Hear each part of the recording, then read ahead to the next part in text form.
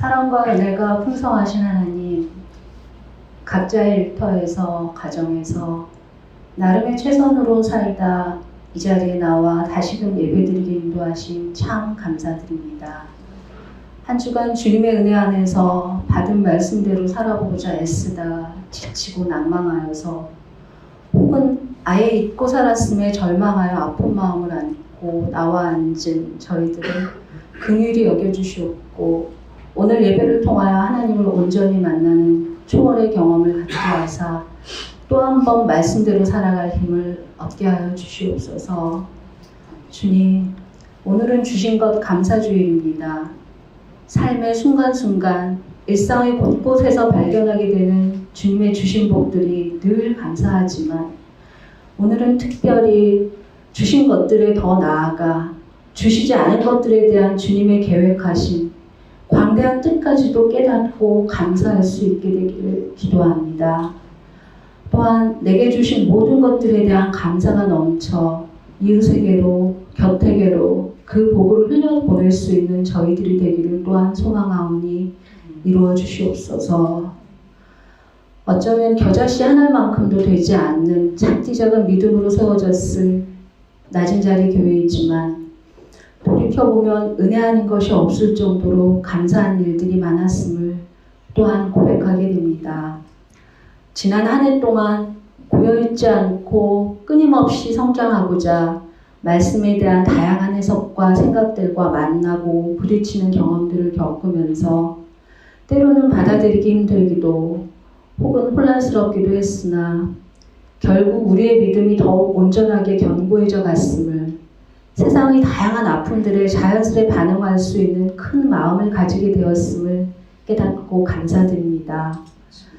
교우 한 명 한 명이 떨림으로 받은 한 말씀이라도 깊이 있게 묵상하고 기도하기를 힘써 주님 닮아가는 영성을 허락하시옵고 그리하여 낮은 자리 교우된 교우들이 온전히 자기를 찾아가며 진리로 자유를 누리는 귀한 복을 누리게 하여 주시옵소서.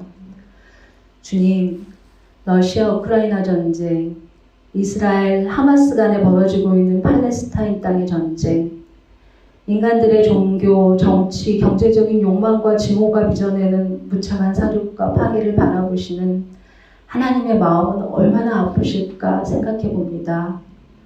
그토록 서로 사랑하라 일러주셨건만 끝이 보이지 않는 분열과 전쟁 속에서 무고하게 목숨을 잃은 민간인 희생자들의 피울음 소리를 삶의 터전이 모두 폐허로 변해버린 이들의 절규를 주님도 함께 아파하시며 위로하고 회복해 주실 거라 믿습니다. 생명의 주관자이신 하나님을 기억하고 내 칼을 칼집에 도로 꽂으라 칼을 쓰는 사람은 모두 칼로 망한다는 당신의 말씀을 더욱 준엄하게 듣게 하시어 하루속히 하나님의 온전한 평화가 이 땅에 임할 수 있도록 도와주시옵소서.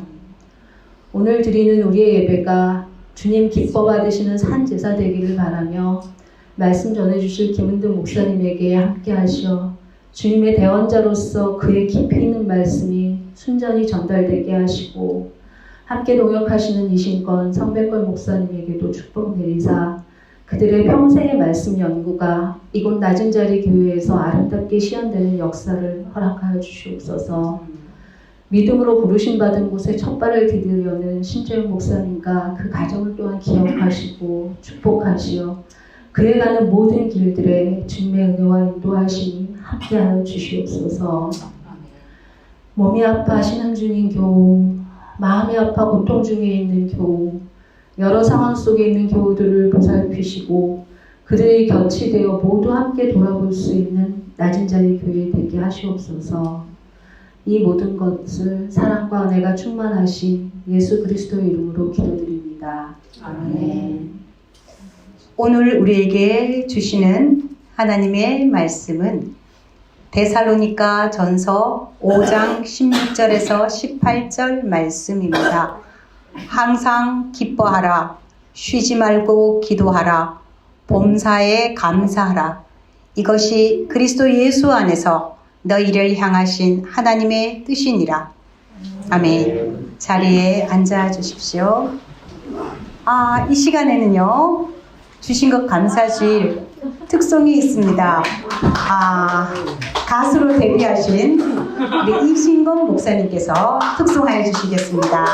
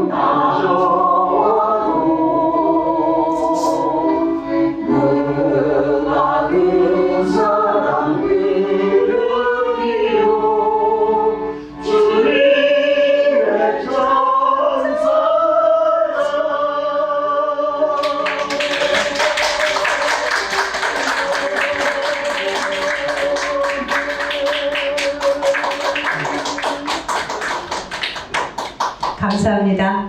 김신덕 사모님께서 나의 감사한 것을 꼭 좀 말하고 싶다 라고 말씀을 하셔서 자리를 마련해 드리겠습니다.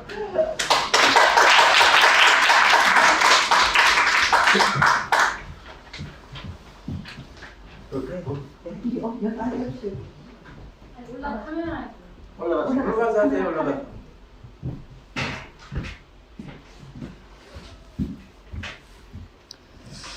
목사님께서 저한테 5분 내로 하라 그래서 제가 5분 안에 끝내겠습니다. 네.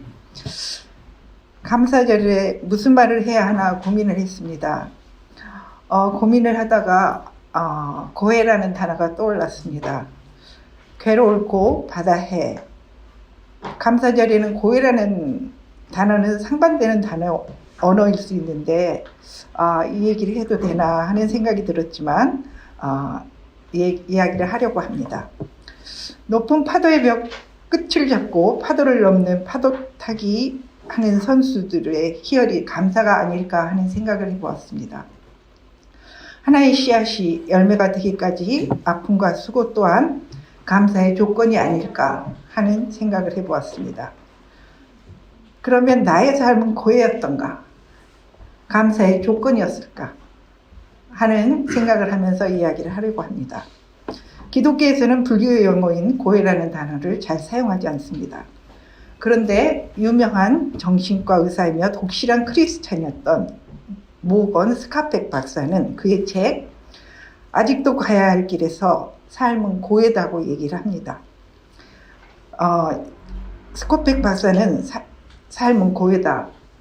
이것은 삶의 진리 가운데서 가장 위대한 진리다. 이러한 평범한 진리를 받아들일 때 삶은 더 이상 고해가 아니다 라고 말합니다. 저희 목사님은 1987년 12월에 독일에서 학위를 마치고 귀국했습니다. 나이는 36세였습니다. 지금 생각하면 굉장히 젊은 나이죠. 그 당시 80년대만 해도 우리나라는 회에서 박사학위를 받고 오면 공항에서 귀국하는 즉시 모시고 가던 시대였습니다. 그러나 신학은 예외였습니다. 우리 교단에서는 최초 1호 독일 박사의 타이틀을 가진 저희 목사님을 교단과 학교는 배척했습니다. 한국에 돌아와 7년 만에 학교에 취업되었습니다. 전임 강사 2년 임기 동안 저희 목사님은 이사장의 낙하산 직원 채용 등의 학교의 불합리한 것에 저항하면서 해직되었습니다. 10년의 해직 기간을 보냈고 다시 복직되어 12년을 재직한 후에 은퇴하였습니다. 저희 목사님은 지난하고 외로운 시간에서 신학이라는 학문에 전념으로 몰입했습니다. 낮은 자리 교회 성도님들이 지금 공부하고 있는 조직신학 입문 책은 저희 목사님이 40세에 집필했습니다. 그리고 2번 중보했습니다. 저희 목사님은 저에게 이렇게 말했습니다. 학문 앞에 정직하고 싶다고 말했고 나는 존중하려는 마음으로 살았습니다. 너희는 먼저 그의 나라와 그의 의를 구하라. 그리하면 이 모든 것을 너에게 더하시리라. 마태복음 6장 33절 말씀을 저희 목사님은 매우 좋아합니다. 현실을 직면하면서 살아가야 하는 나는 나의 삶을 파도 타기로 비유하곤 합니다. 높은 파도의 벽을 넘으며 보드에서 떨어지지 않는 기술은 많은 훈련이 필요합니다. 스코펙 박사의 말을 다시 한번 빌리자면 삶은 문제의 연속이라고 말하며 삶의 승패는 문제를 얼마나 잘 해결하느냐에 달려있다고 말합니다. 그런데 문제라는 것이 우리에게 용기와 지혜를 요구하기도 하지만 또한 없던 용기와 지혜를 만들게도 한다는 것입니다. 영적으로 정신적으로의 성장은 오직 문제에 직면함으로써 가능하다고 스카펙 박사는 말합니다. 그랬습니다. 나는 문제라 생각했던 것에 직면하면서 성장했고 확장되었습니다. 문제는 감사의 본질이었습니다. 갈매기 조단단이 추위와 배고픔과 조롱을 이겨내며 더 높은 곳을 향하여 올라가 만난 희열과 행복. 파도타기 선수들이 높은 바다의 벽을 넘으며 느끼는 스릴과 희열은 수많은 훈련의 고통이 있었기에 가능하다고 생각합니다. 하나님께서 나를 훈련의 과정을 통하여 성장하게 하신 것에 감사합니다. 끊임없는 내면의 소통 가운데 임재하시는 하나님의 사랑에 감사합니다. 우리를 낮은 자리 교회로 인도하시고 성도님들과 함께 예배하게 하시는 하나님께 깊이 감사드립니다.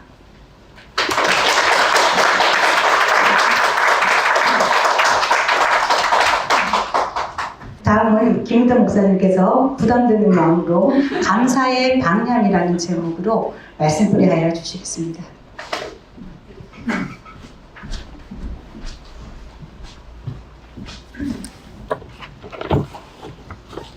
아름다운 신덕스님, 감사가 교수님밖에 없나?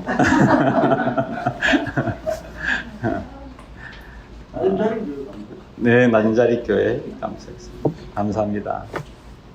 저는 요 계절이 저에게는 되게 슬픈 계절 중에 하나였습니다. 가을을 타기도 했지만 왜 들녘 앞에 빈손으로 쓴 그 농부의 심정 같은 마음이 들기 때문입니다. 그래서 아무것도 가진 것 없고 이룬 것 없는 사람 같이 그 앞에 서 있는 것. 그게 이제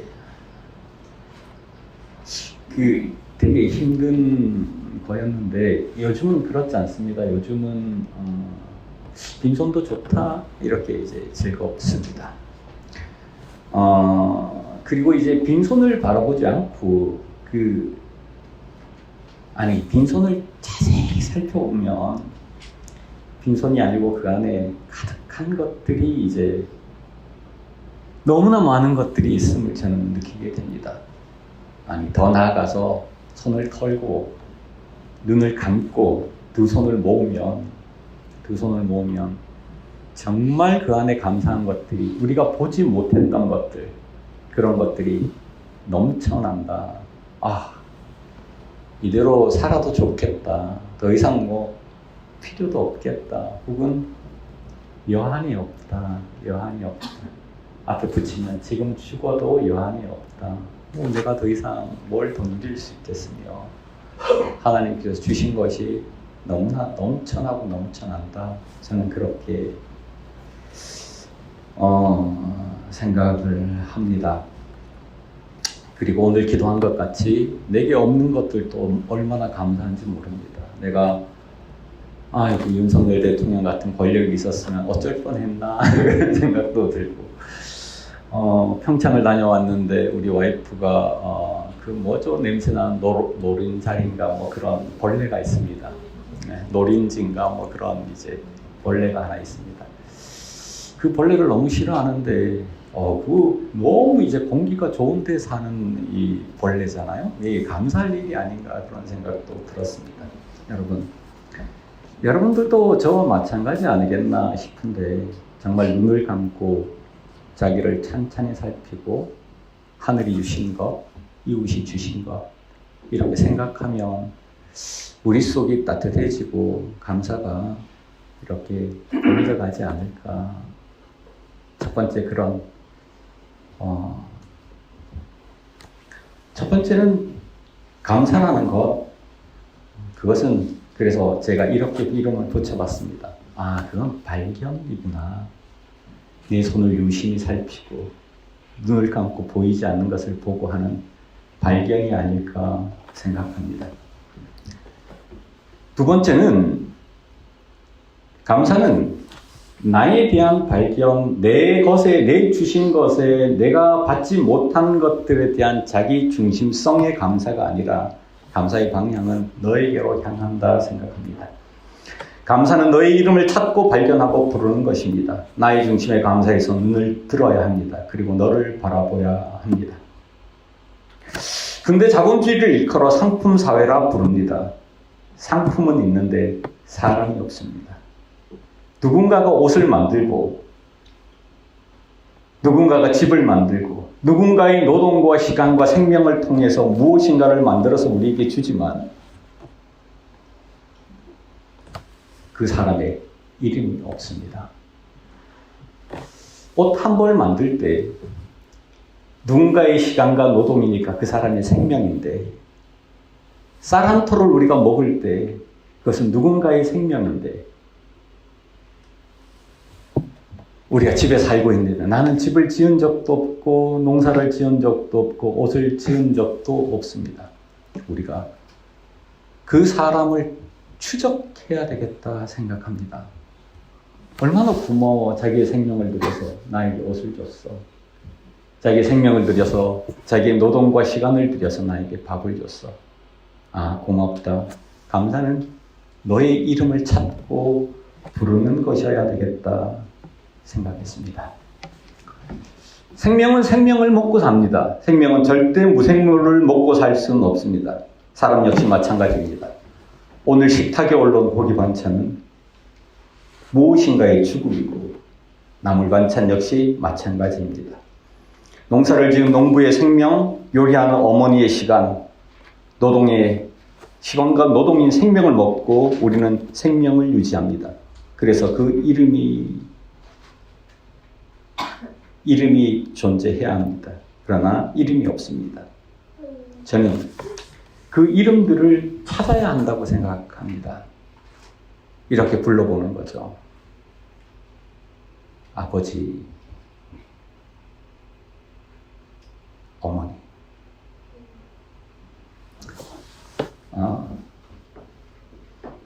그 이름들을 부를 때 저는 아직도 가슴이 떨립니다.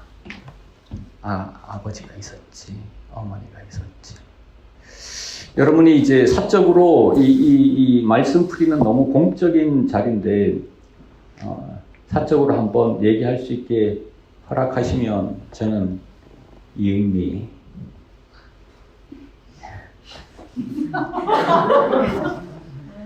이렇게도 그리고 정말로 24년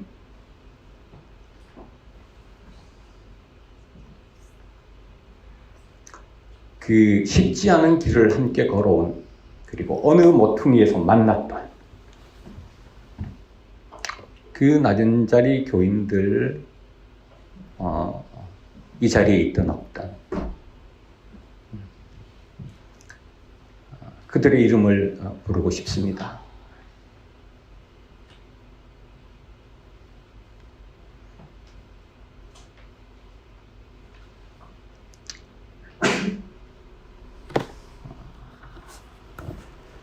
고맙고 정말 고맙고 진짜로 고맙습니다.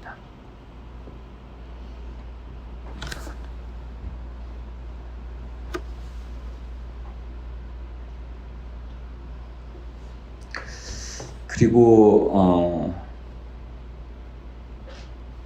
이신원 교수님, 사모님, 성백걸 교수님 이렇게 와서 돕는 것도 너무 고맙고 함께하는 것도 너무 고맙고 감사한 일입니다.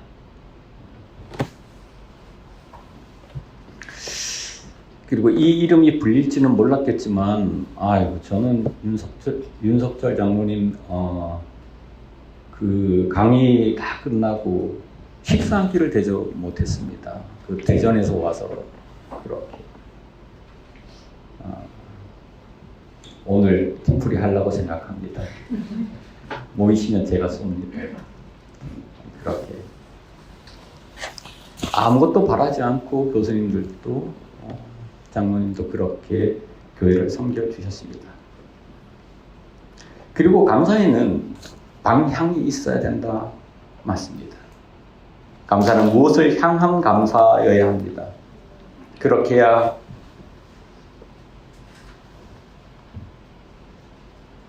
해야 할 것을 한 가지는 찾아야 하겠습니다.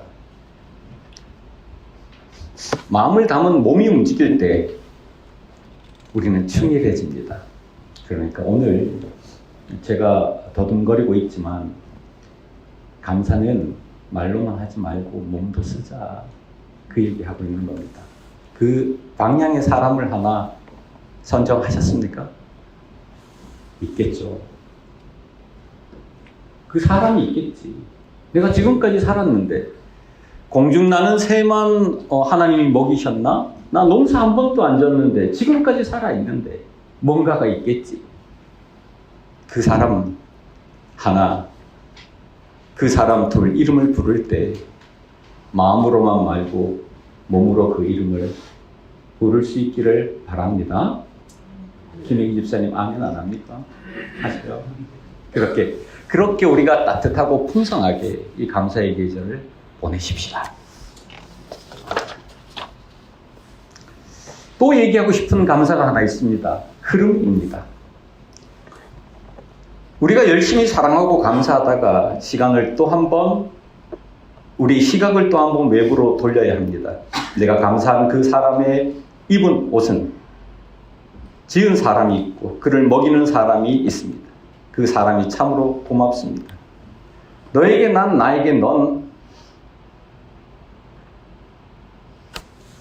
세상은 그렇게 너의 감사와 내 감사가 만나서 따뜻해지고 좋아집니다. 그런데 이 감사는 흘러야 합니다. 흘러 넘쳐야 합니다. 그래서 너와 나와의 감사에 머물러 있는 것들을 편애라 부를 수 있고, 이 편애가 분쟁과 전쟁을 만들어냅니다. 이스라엘이 자기끼리 살아가겠다는 거잖아요. 하마스도 그렇죠. 다들 자기 안에서의 사랑, 그것은 너무 아름다워 보이지만 그것은 분쟁과 전쟁을 유발할 수 있는 위험을 내포하고 있고, 사실은 이 국가도 그러합니다. 정말로 그런 그 흘러 넘치는, 그래서 머물러 있지 않는 감사가, 보답해야죠. 나에게 너가 이렇게 해줬어. 너무 고마워. 이렇게 보답해야 되겠지만, 이렇게 주고받다가 또 다른 쪽에 보니까 내가 사랑하는 그 사람 옷을 저 사람이 지었네. 저 사람도 감사한 일이네. 그래서 감사의 문화가 확산되기를 저는 바랍니다. 이 맞은 자리 교회 안에서 핵심과 같은 거 하나. 감사의 본질은 은혜를 얻을 때가 아니라 은혜를 베풀 때입니다. 박스를 가득 싣고 오르는 노인네의 힘겨운 언덕길에 내 힘을 보탤 수 있을 때 나는 감사합니다. 힘에 겨워 내미는 손 꼭 잡아줄 수 있을 때 그에게 난 감사합니다. 동료가 내 축구 얘기입니까? 어시스트를 통해 골을 넣어주면 얼마나 고맙고 감사한지 모릅니다. 내가 넣은 것이 아닌데 너무 고맙고 감사하죠. 누가 내 덕을 봤다는 거, 그건 너무 고맙고 감사합니다. 감사의 본질입니다. 사람은 자기 이유가 있고 자기 의미가 있을 때 행복합니다. 존재의 이유가 있을 때 행복합니다. 더 이상 필요 없는 사람이 되면 그 사람은 무척 불행해집니다. 무의미는 무기력을 불러옵니다. 그러므로 내가 아직 타자에게 무엇인가를 할 수 있다면 그것이 참으로 감사한 일입니다. 감사는 은혜를 입은 행위에서보다 덕을 끼치는 행위에서 일어나는 초월적 감정입니다. 우리가 해줄 수 있을 때만 기뻐하고 감사할 수 있습니다. 그러므로 거기에서는 약자가 중심이 됩니다. 자기의 고통을 통해 사랑을 흐르게 합니다. 그 약자는 나를 필요로 합니다. 내 존재의 의미를 살려줍니다. 당신의 약함으로 나를 무기력에 빠지지 않게 해줍니다. 그는 내가 살아야 할 의미를 살리는 사람입니다. 그러므로 약한 자가, 작은 자가, 소자가 가장 많은 일을 하고 가장 큰 일을 하고 가장 큰 사람입니다. 인간은 의미가 있어야 살지 않겠습니까? 빈둥지 증후군 같은 것이죠. 내가 더 이상 할 일이 없구나. 이러면 무기력에 빠지게 되죠. 할 일이 있는 그 대상, 우리가 도와야 할 사람, 함께해야 될 사람의 존재함이, 내가 그를 도울 수 있음이, 이게 감사의 본질입니다. 플라톤의 국가를 보면 국가의 형식이 나옵니다. 거기에는 초기에 환상적인 나라는 4가지가 나옵니다. 집을 짓는 사람, 신발을 짓는 사람, 옷을 짓는 사람, 또 하나 뭐죠? 밥을 짓는 사람, 농사를 짓는 사람입니다. 이 사람들은 서로 간에 빚진 마음이 있습니다. 그래서 이 빚을 갚기 위해서 저 사람이 나에게 쌀을 줘? 나 옷을 열심히 지어서 저 사람의 은혜를 좀 갚아봐야 되겠다. 저 사람이 나한테 집을 줬네? 나는 양식을 저 사람 열심히 농사를 위해서 그 은혜를 좀 갚아봐야 되겠다. 이게 플라톤이 얘기하는 이상국가입니다. 이상국가는 감사가 존재합니다. 근데 똑같은 형식인데 현대는 그렇지 않습니다. 상품마다 이름이 없으니까 법인만 존재하니까 이것을 누가 지어줬는지를 잘 모르니까 은혜와 감사가 사라지는 면도 있겠지만 거기에는 감사가 아니라 장사가 포진되어 있기 때문입니다. 어떻게 하면 저 사람의 생명을 내가 더 많이 가질까? 저 사람의 시간을 어떻게 내가 더 축적을 할까? 그래서 쌀을 팔기 시작합니다. 자기의 노동의 대가라고 생각하고 아무 감사가 없습니다. 감사는 장사로 바뀌었습니다. 우리 교회는 하나님 나라를 이 땅에 구체적으로 실현하려고 합니다. 정치, 경제, 사회, 문화 그 분야에 예수가 얘기했던 그 세계를 이 땅에 구체적으로 실현하자는 게 우리 교회의 의지입니다. 그것이 하나님이 우리에게 주신 영입니다. 문화에 있어서 우리가 감사의 문화를 이 땅에, 아니 우리 50명 이 안에서 정말 빚진 자의 마음을 가지고 갖고 싶다. 내가 벌기 위해서가 아니라 유익을 위해서 투자하는 것이 아니라 너에게 정말 갖고 싶다. 너무 고맙다. 내가 너를 책임지고 싶다. 너의 먹거리도, 너의 입을 것도, 너의 살 것도 정말 내가 책임지고 싶다. 그런 세계, 그런 문화를, 아니 이 세상의 역사를, 문화의 혁명이라 그러면 끔찍한 얘기가 될지도 몰라서 적겠습니다. 혁명의 문화를 그렇게 우리 안에는 가져올 수 있을 거라 생각합니다.